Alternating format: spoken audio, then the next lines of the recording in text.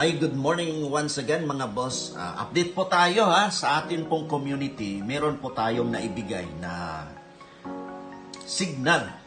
Kahapon po ito boss kay BTC USD. Kung nakita nyo, ayan 10 o'clock ng umaga, 10:07 in the morning. Then nagbigay po tayo kahapon ng signal. Sabi natin dito ceiling tayo kay BTC USD, but wait, that the market will fall back on this fair value gap and then dito tayo mag-entry. That's our analysis yesterday, boss. September 21. So pag mag-pull back si BTC dito near of this fair value gap, we will execute our ceiling order. So tingnan natin ngayon kasi September September 21 itong signal na to. Ngayon is September 22. September 23 rather. 22 itong signal na to.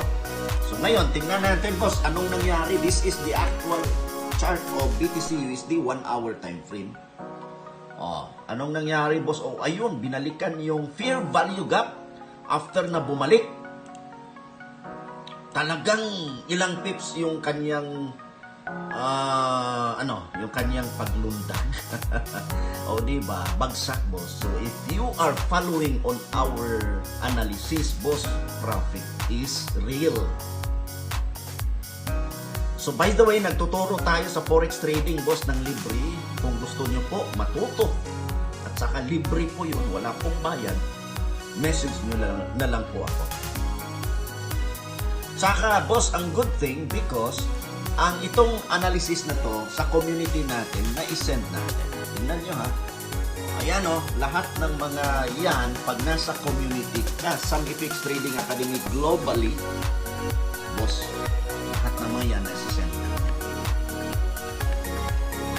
So if you want to know more on forex trading, boss, message lang and then follow for more.